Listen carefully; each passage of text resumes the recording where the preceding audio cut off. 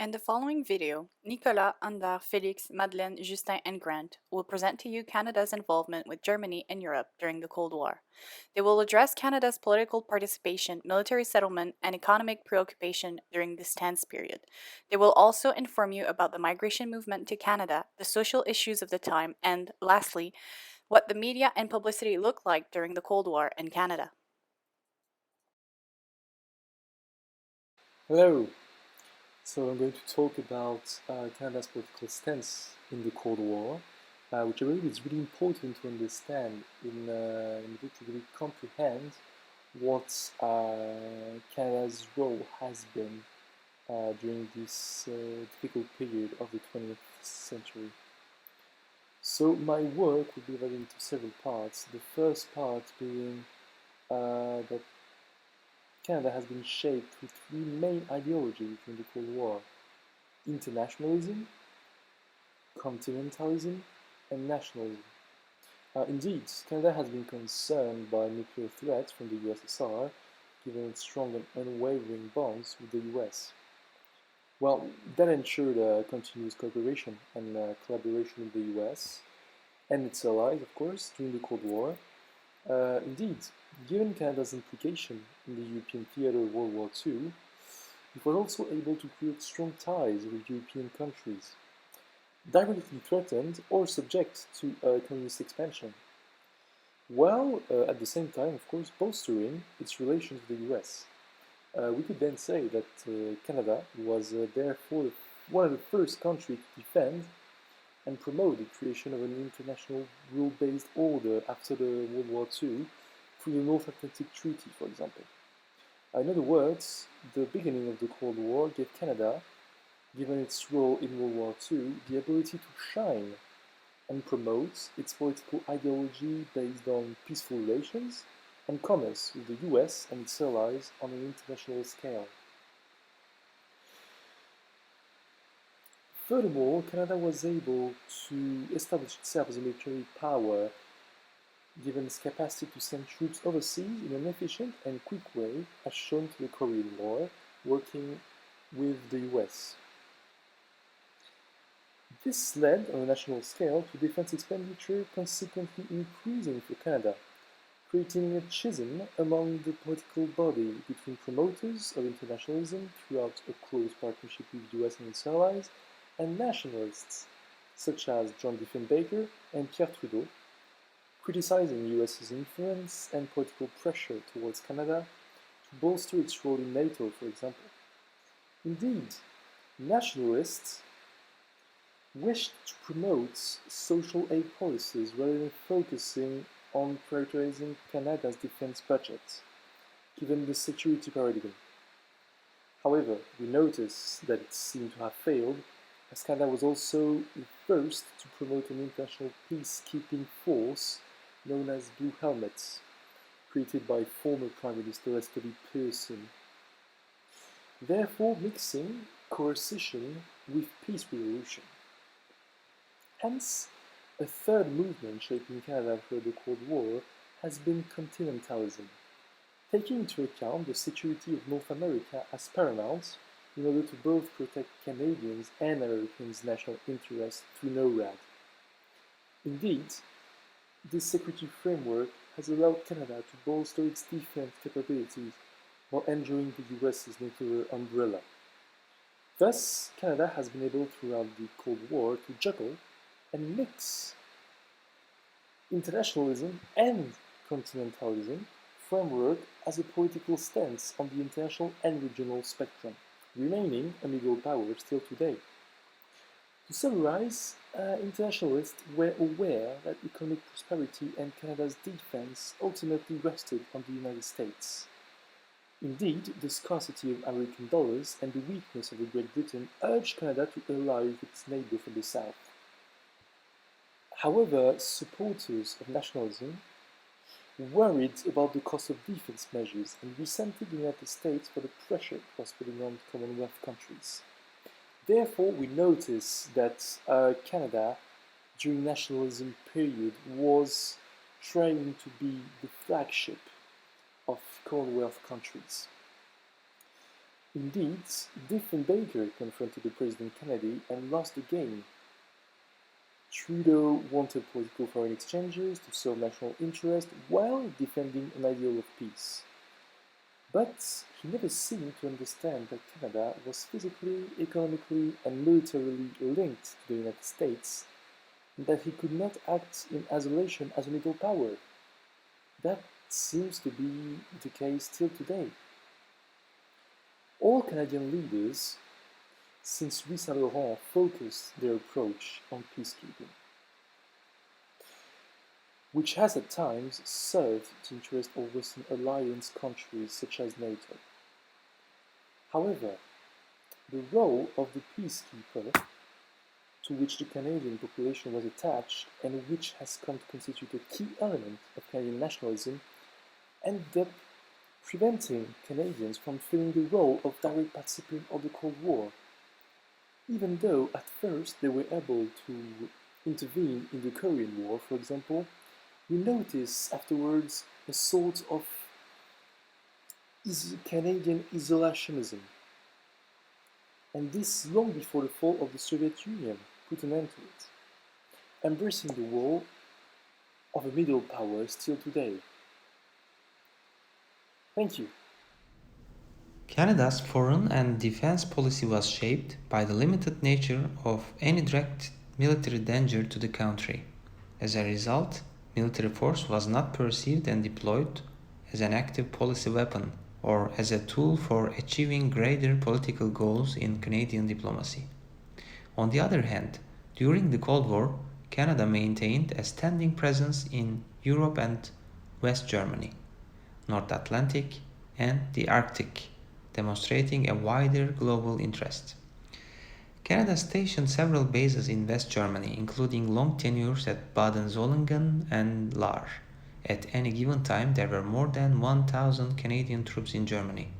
From the 1960s to 80s, Canada had nuclear weapon platforms deployed in the Western European theater of operations. Also, Canada deployed an air division in France and a Navy squadron to patrol the North Atlantic. Canadian military facilities were maintained in Bermuda and the United Kingdom.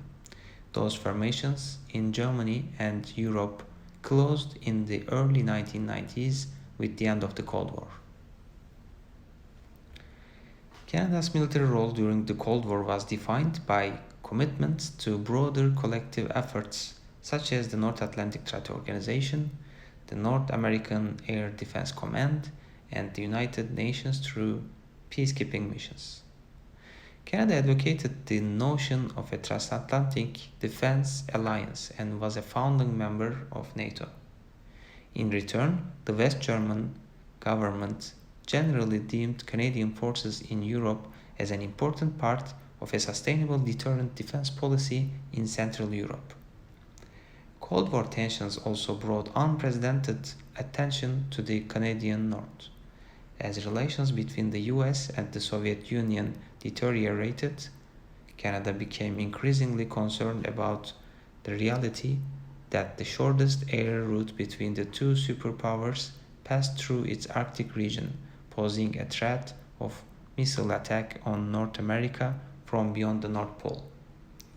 By signing the North America Air Defense Agreement in 1958, the two countries integrated their air defense forces under a joint command, which placed continental air forces under an American commander and a Canadian deputy, working together to ensure protection against a long-range Soviet attack. During the Cold War, Canada remained committed to the UN, participating in every UN peacekeeping mission. Canadian troops helped maintain stability in India, Pakistan, Israel, Egypt, Cyprus, Iran, Iraq, and Central America conflicts. More than 25,000 Canadian soldiers served in Korean War or for peacekeeping efforts afterwards. However, Vietnam War was not a NATO or a UN effort, and Canada did not participate in it. About 30,000 Canadians voluntarily involved in the war within the US Armed Forces. On the other side, tens of thousands of American citizens resisting the fight in the war, immigrated to Canada and in many ways contributed to the Canadian society. In 1956, when American and Soviet military intervention became likely in Egypt, Canadian-led UN emergency force was stationed in the Canal Zone to act as a buffer until a lasting peace could be negotiated.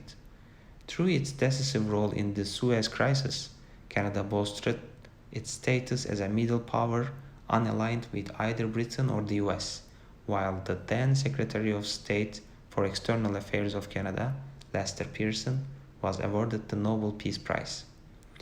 In 1962, when Soviet missiles were detected in Cuba, posing a direct threat to the United States, the crisis brought the world to the edge of nuclear war. Canadian forces were alerted during the crisis, but maintained its relations with Cuba and was hesitant to act with the US. As a matter of fact, Canada did not follow the American lead in every Cold War actions. Canada refused to involve in the Vietnam War and recognized the People's Republic of China before the United States. While the US favored a strictly military alliance aimed primarily at containing Soviet influence, Canada aspired to strengthen social and economic ties with Western Europe. Importantly, there was a significant dissatisfaction in Canada with nuclear weapons and commitments, which resulted in half-hearted efforts to sustain those obligations. Canada reluctantly assumed the nuclear roles in 60s and finally abandoned them. And due to the budget concerns, Canadian governments reduced staff in West Germany in the last decade. On the other hand, the crisis helped Canada develop its technology, military industry, and related sectors to it, contribute to its economy as a military supplies exporter. Overall, the military role of Canada up to German reunification was a modest one from a strategic perspective. However, from a tactical military perspective, Canadian forces contributed to the defense of their sector wherever they had been deployed. And by means of its military contributions, Canada ensured its political commitment in the German question. Now, we will continue with our exclusive interview with Mr. John de Chastelain, who was Canada's Chief of the Defense Staff during the final years of the Cold War and German reunification. He also served as the ambassador of Canada to the US in 1993. Mr. de Chastelain was literally a witness of the era. He was a member of armed forces for 40 years, from 1956 to 96. He was an infantry company commander with Canada's Mechanized Brigade Group in northern Germany in 1964 and 65. De Chastelain commanded the same brigade group in southern Germany in 1980 and 82. My military career from 1956 up until my retirement in 1995, early 1996, which was 40 years, the focus of Canada's military attention was on NATO and on the defense of West Germany. The Cold War played a great part in Canada's military defense posture. There wasn't just a brigade group, there was an air division of fighter aircraft, bomber aircraft, initially in France in the north, in Metz, and then moving down to Baden-Zolingen in the southern part of Germany. We worked closely with both the Germans and the French and the Americans in West Germany, up to and including the reunification of the Germanies in the end of the 1980s. We also had another commitment to provide a brigade group to northern Norway, again as part of Canada's commitment to NATO. I say it was my whole military lifetime, the 40 years that I was in uniform. And I'm very happy it ended without us shooting at each other.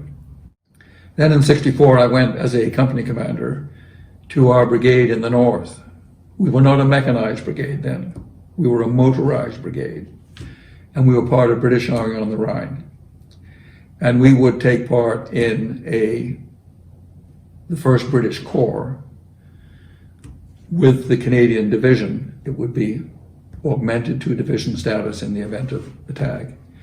And so we spent a fair amount of time, obviously always on the west side of the border, but carrying out maneuvers in camps fairly close to the border, Sanalaga, Gütersloh, places like that.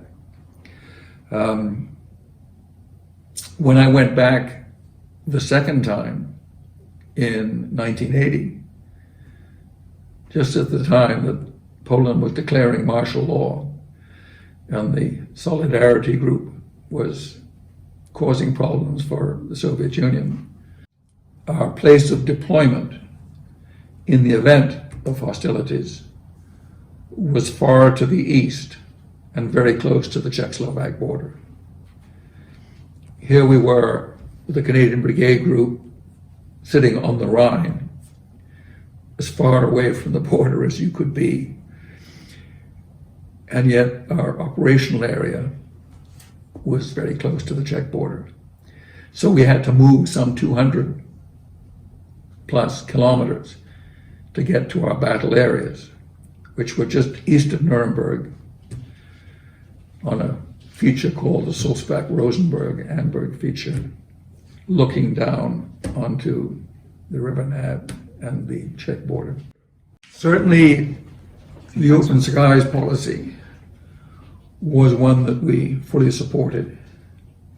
And I sent a C-130 Hercules aircraft to Hungary. I think it was a confidence-building measure aimed at giving people confidence that, in fact, what had been agreed, the so-called end of the Cold War, was in fact the end of the Cold War, and that nobody had something up their sleeve. If you go back far enough into the late 60s, Canada had nuclear weapons. That's not quite true. There were nuclear weapons in Canada, American nuclear weapons, Bomark missiles, and bombs that were American and under the control of NORAD that could be used in the event of an aerial attack on Canada. In Germany, the artillery regiment had nuclear warheads for their 155, 155 millimeter cannons, again, under American control. So for a period of time, we did have nuclear weapons available to NORAD and in the brigade in Germany. I would tell you that when I went to the Soviet Union for a visit in '91, I was escorted by a Soviet colonel general, and we discovered in discussion that in 1965, when I was commanding a infantry company in a Canadian Brigade group in the northern part of West Germany, he was commanding an infantry company in a motorized infantry division in the northern part of East Germany. And we both agreed it was a good thing we were meeting now for the first time. Thank you. We were all soldiers doing what our country wanted us to do. To better understand what the Cold War represented and what was at stake for Canada from an economic point of view, we must start by looking back at the post-World War II context. During World War II, the Canadian economy grew more important due to the exploitation of natural resources needed to manufacture weapons for the Allies. We're talking about 40% of the total aluminum they needed, 75% of the nickel they required, 75% of asbestos, 20% of zinc, 15% of lead, and 12% of copper requested. Also, Canada is the only ally to produce uranium, necessary for the production of the nuclear bomb. This exploitation of natural resources would bring $5.8 billion to Canada during the Second World War. Demand would be so strong that it caused the unemployment rate to drop from 11.4% in 1939 to 1.4% in 1944. We're talking about $9.5 billion worth of material, the equivalent of $100 billion today. The country went from a GDP of 12.2 to a GDP of 16.7 at the end of the war.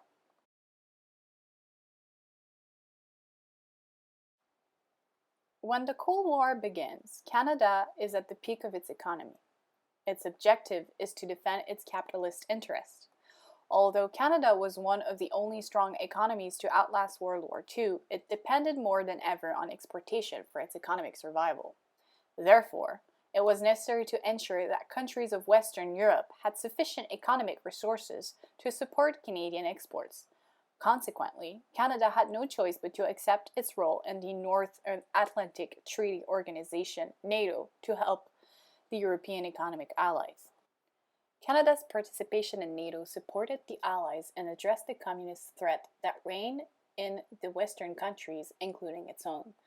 The emergence of new USSR allies in Eastern Europe and Asia, tension between the United States and Russia, high employment rates, favorable wage, and the idea that the communist regime's financial prosperity brought their share of supporters for the communist regime in the North American territory.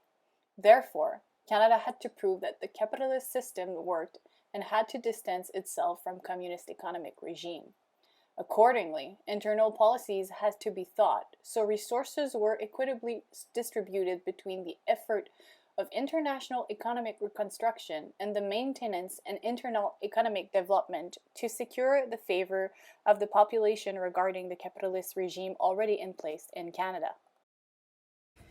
Additionally, economic issue also gave rise to what we know as the Western Bloc, also known as Free Bloc, Capitalist Bloc, or American Bloc. This alliance was a grouping of countries that share the same liberal ideology as the United States and were opposed to the USSRs. West Germany and Canada were both part of NATO and the West Bloc. The goal was to build strong political, military, and above all economic alliances, which many are still in place today, and prevent the Soviet from expanding their sphere of influence. It was even more crucial for West Germany given its precarious position with East Germany, whose goal was the unification of Germany under the Soviet ideology. In the late 1980s, Trudeau's government was adamant to expanding the Canadian-German economic relation based on trade diversification. In October 1983, they published their Expert Development Plan for Germany. The plan, which was approved by the Cabinet's Committee on Economic Development, centered on the implementation of various action plans to expand and improve the Canadian-German trade. Yet, in many ways, the plan fell under the adage of too little too late. Although a meeting with the German official was organized, a dispute that was already existing between Ottawa and the provincial government of Alberta emerged at the last minute of the negotiation, resulting in federal-provincial impasse which embarrassed the Canadian government. The lack of interest at the highest level within Canada resulted in the development of a more comprehensive bilateral relationship with Germany, which was not pursued with vigor and insight, resulting in a stronger economic relation with the US than with Europe. In order to achieve this, the idea was to establish a diversification of economy resources, fueling export, and Canadianize the international economy to weigh in the balance. It was also necessary to compensate for the military industry, still very active of the USSR, and the financial industry of the latter. Consequently, the Western Allies had to reorganize their debts, add conditional funds to establish an economic market, set up aid intended for small and medium-sized enterprise, facilitate access to Western market for products from these countries, and trades programs. In addition to all of this, they also needed to participate in the transformation of East-West relation. To do this, the Allies needed the help of NATO, hence Canada's contribution. The end of spring 1990 is a pivotal period for the redefinition of Canada-Soviet relations. A decision was taken at the G7 summit in Houston concerning the economic agreement with the Soviet Union. The following agreement was done. We also agree that further Soviet decision to introduce more radical step toward a market-oriented economy, to shift resources sustainability away from the military sector, and to cut support to nation promoting regional conflict will all improve the prospect of meaningful and sustained economy assistance. Thus, in addition to the European Council recommendation to the Soviet to request the help of the World Bank and the IMF. In 1991, the Soviet Union was dissolved.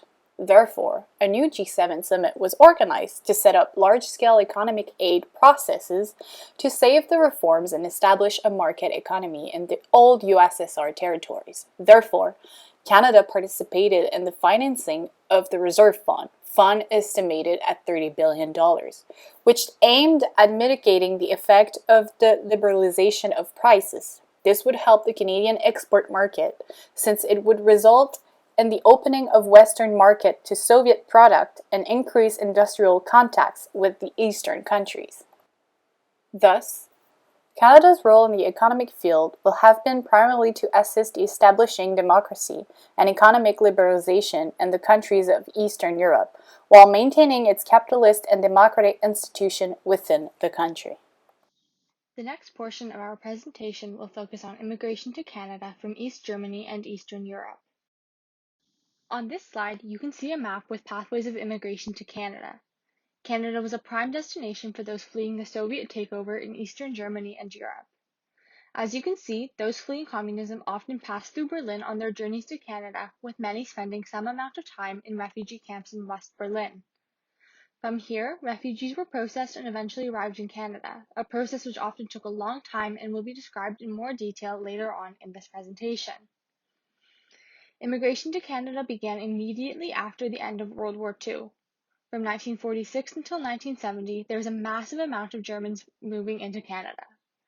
In 1946 alone, 5,000 German immigrants were welcomed by the Canadian Society for German Relief.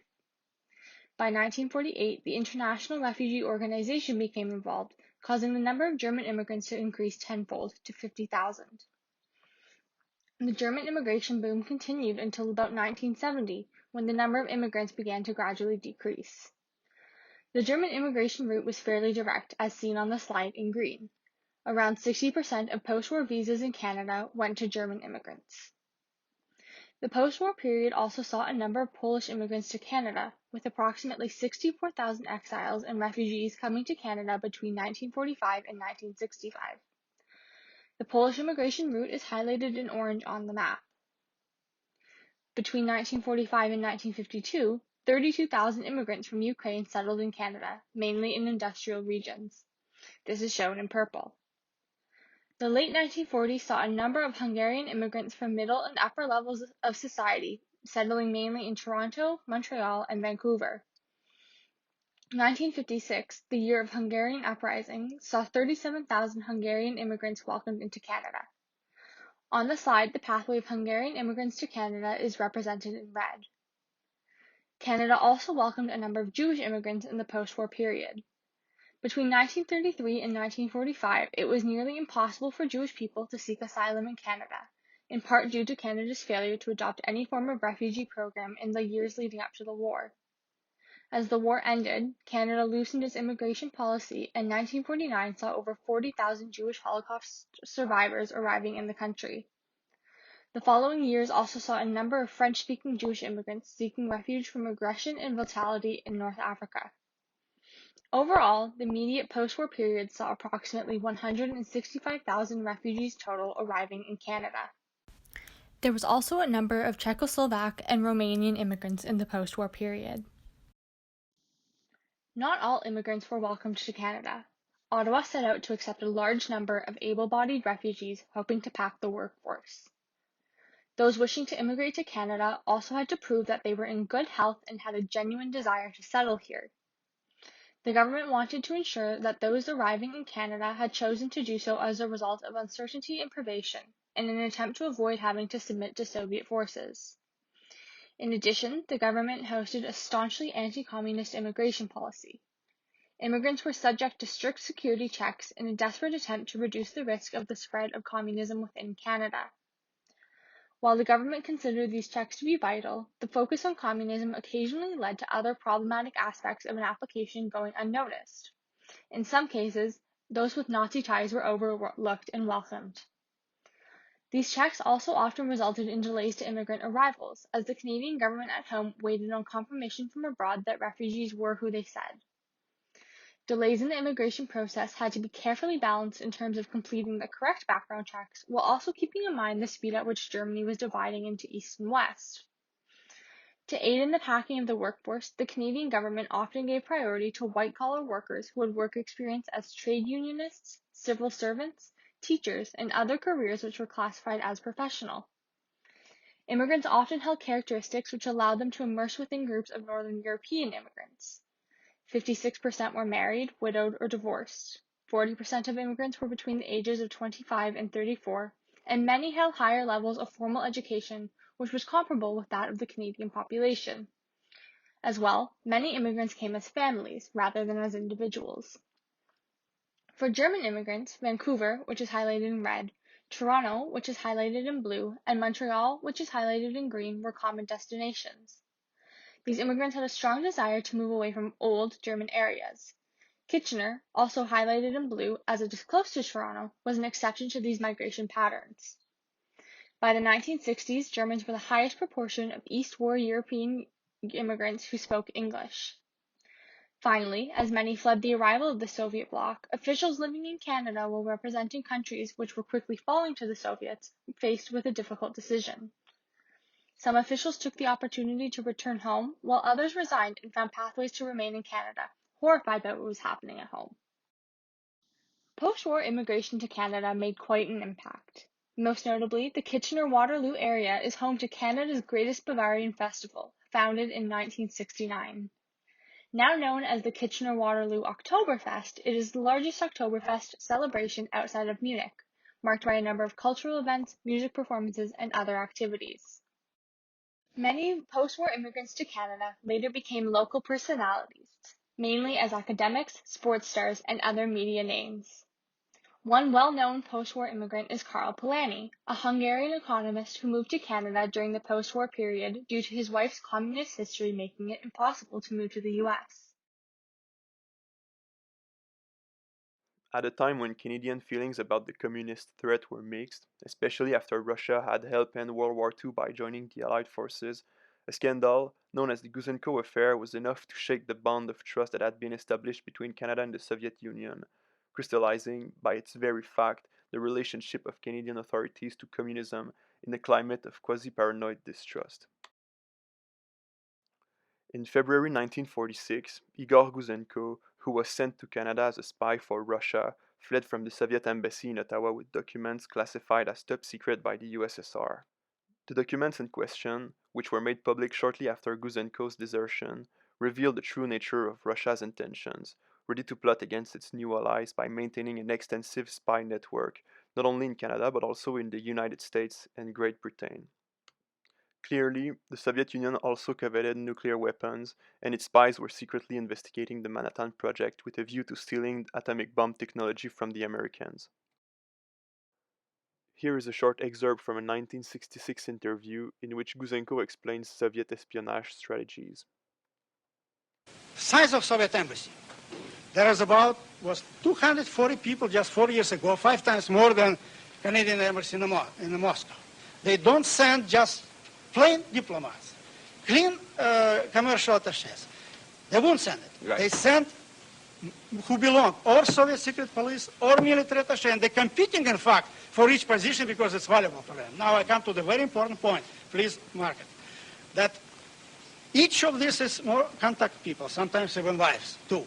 So if you multiply 240, probably I don't know how many now, maybe 300, and each of these contact men meet 2, 3, perhaps 4 Soviet agents, that's more, they can contact more.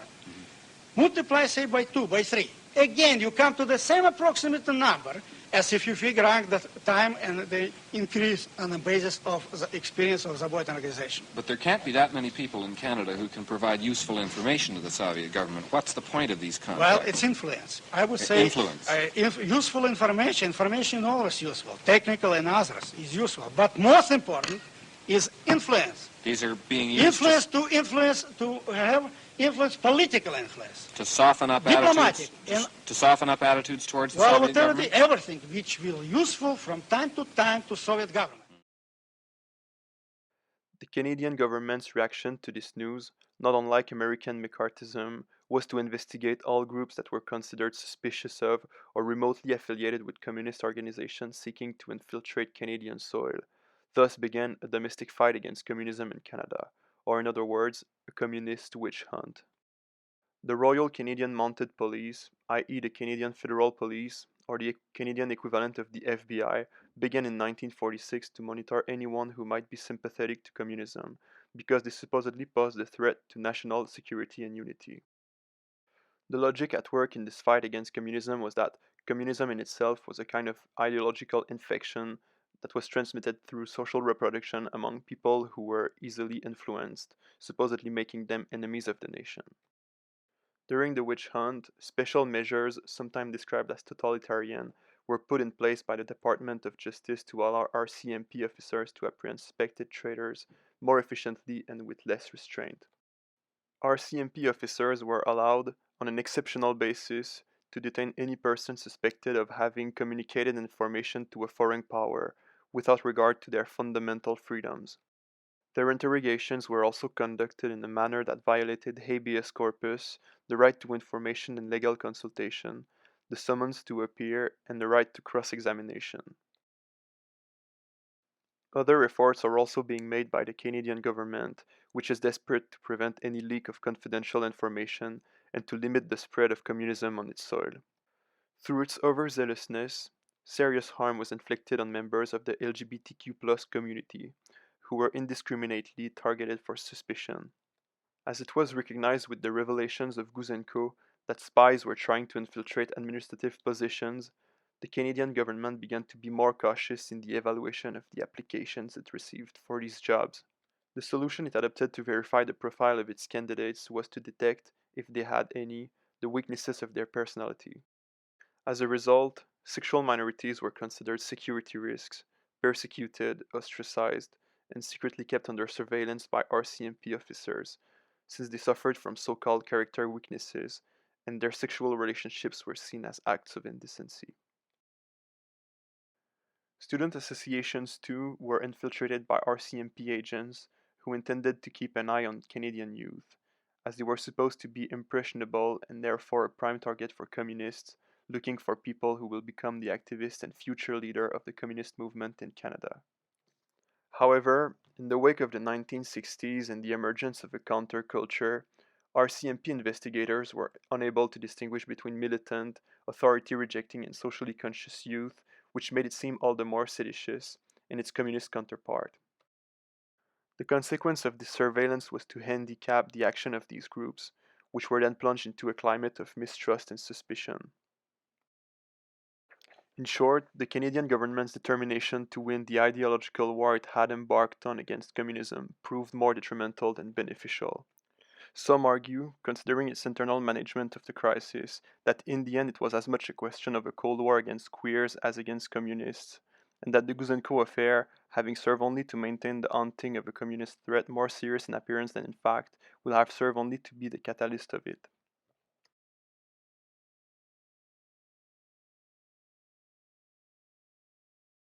Section 6. Media and Public Relations. Effects on Public Opinion and Reunification. Through the duration of the Cold War, public opinion of Canadians shifted on the topic of Germany. As the country was split in two, Canada would openly support the West in line with the USA and NATO agenda, but many Canadians thought of Eastern Germany as an oddity and not quite friend or foe. Media coverage during the early Cold War. Through anti-Eastern propaganda, as a Western nation, Canada often had to step to the beat of other allies such as the United States. In 1949, with the foundation of NATO, Canada joined others in a heavily anti-communist stance. The newly independent West Germany joined in 1955 and led to the strengthening of economic, military, and foreign policy ties to Canada, and the public media outlets reflected this in publication. This was not always the case, as we could see in Canada with the Soviet Friendship Society from 1949 until the fall of the Soviet Union. This group was in fact a Moscow-directed operation and counter-propaganda that sought to influence public Canadian opinion towards the Eastern Bloc and view the separation of Eastern Germany as a positive thing. Propaganda in the Cold War. Canada relied heavily on covert and subtle forms of propaganda during the Cold War. Most propaganda was over the radio and had very little visual or literary propaganda. Radio Canada International began broadcasting early after the Second World War, first in the Czech language and later in others, to Eastern Bloc countries as a form of anti-communist psychological warfare. We can actually even see a quote here from Lester B. Pearson, who later became the Prime Minister of Canada, about the purpose of Radio Canada International. While when we look at Germany towards Canada in their forms of propaganda, the West formed most of its opinion based off of its allies and NATO to form a narrative about Canada. And Eastern Germany, being separated from the West after the Second World War, never allowed many of the scars from the war to heal, such as Canadian bomber crews that attacked civilian centers.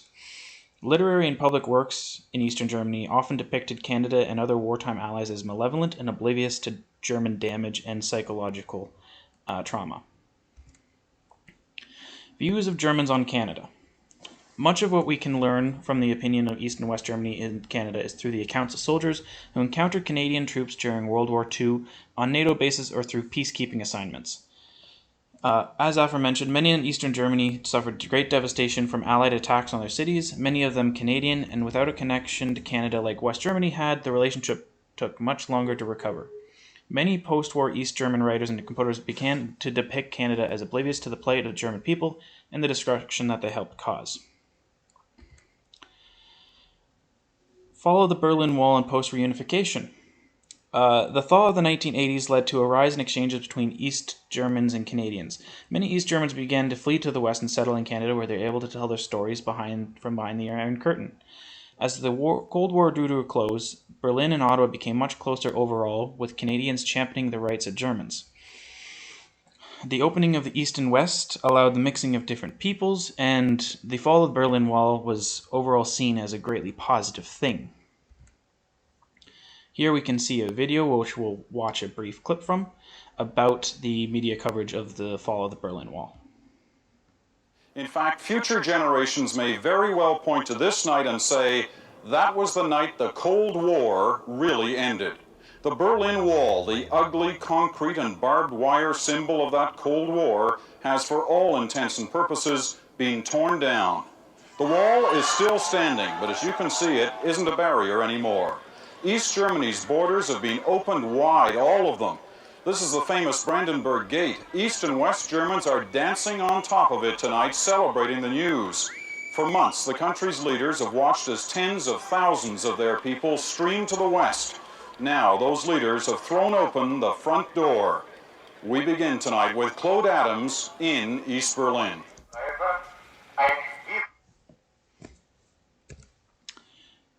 Canada and Germany today. Today, Canada and Germany are very close allies and economically tied, as both are G7 nations. They both have similar governmental systems and political belief in democracy, fairness, and equality. Overall, both nations are steadfast friends today and into the future.